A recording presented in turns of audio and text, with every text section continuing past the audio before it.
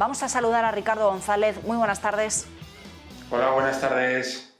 Las cuentas de Meta en el punto de mira en esta jornada la veíamos ya disparada desde ayer cuando publicaba resultados, estaba disparada en preapertura y se han confirmado esas subidas desde el primer momento del mercado. Unas cuentas donde anuncia unos ingresos por debajo de lo esperado, pero nos sorprende con el crecimiento de usuarios. ¿Qué te ha parecido? Porque además estamos en un momento de mirar con lupa las cuentas de las tecnológicas.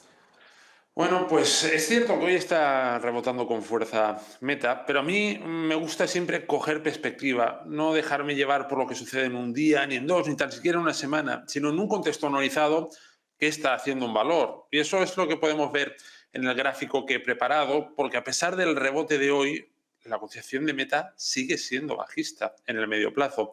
Y es algo que es común en la mayoría de tecnológicas. Se han deteriorado mucho técnicamente las tecnológicas durante las últimas semanas. Vemos especialmente débil al sector software con respecto al hardware y hemos pasado de un entorno en el que las tecnológicas eran un sector líder a ser un sector que ahora mismo lo está haciendo mal. Ahora mismo en Estados Unidos están funcionando mucho mejor sectores ligados a materias primas como petroleras o metalúrgicas y también sectores defensivos que están empezando a captar dinero de los inversores, el sector de las utilities eléctricas, el sector de productores de comida. Son sectores que están funcionando mejor que las tecnológicas. Insisto, Meta, a pesar del rebote de hoy, importante coger perspectiva porque su tendencia sigue siendo bajista.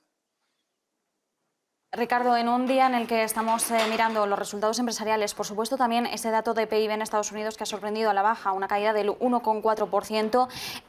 ¿Cómo miramos a todos estos factores? ¿Cómo los ponemos también sobre la mesa a la hora de hablar de en qué punto nos encontramos del ciclo económico?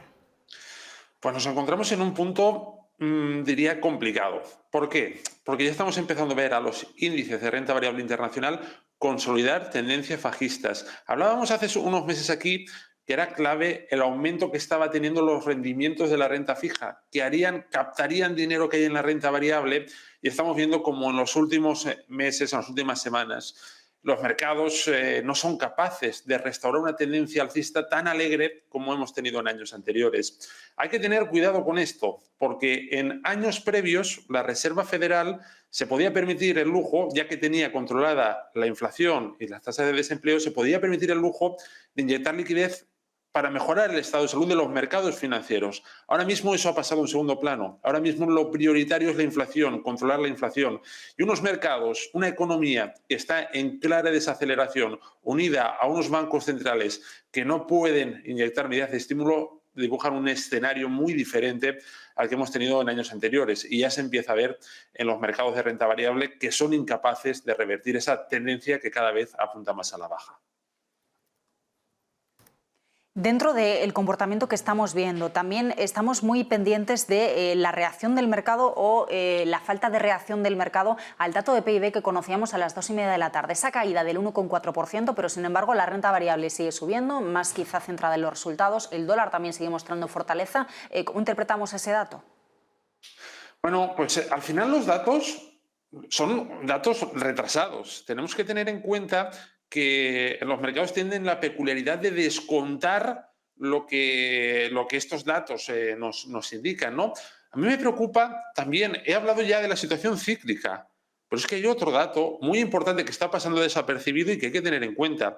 Nos encontramos en los meses que históricamente Estados Unidos, la presidencia de Estados Unidos, ha tenido medidas más restrictivas o menos expansivas de cara a los mercados. Y esto es el gráfico que tenemos en pantalla. Estamos en el segundo año de mandato de Biden y es de media, desde el año 1900 vemos como el trimestre segundo y el trimestre tercero, acabamos de empezar el segundo trimestre del segundo año de mandato, son los más débiles. Si lo dibujamos sobre el gráfico, tenemos esta zona. Esto, insisto, es el comportamiento promedio que tiene el mercado dentro de los 4 años de un mandato presidencial. Y estamos justo en este punto.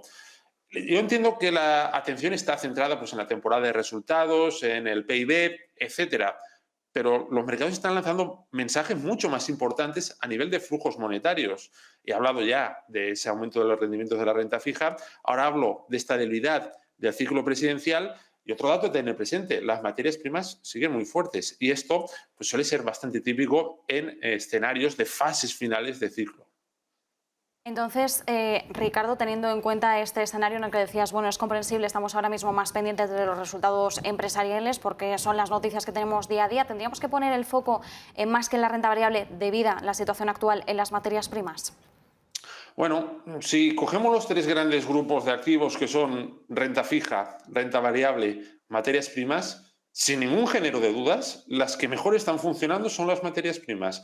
Su tendencia es claramente alcista, a diferencia de en los precios de los bonos, que la tendencia es bajista, en la renta variable, que también empieza a ser bajista, y para que los amigos inversores que están al otro lado de la pantalla se hagan una idea de cómo se mueven históricamente los ciclos, he preparado esta gráfica en la que se muestra cómo en un escenario de expansión lo primero en subir son los bonos, después suben las acciones, es decir, la renta variable sube y por último suben las materias primas. Y cuando el ciclo cambia, que es un punto en el que nos encontramos actualmente, los bonos son los primeros en caer, llevan ya más de un año cayendo, las acciones son las siguientes en caer, es el momento en el que nos encontramos actualmente, y por último caen las materias primas. Actualmente estaríamos en este punto, entre la etapa 5 y la etapa 6.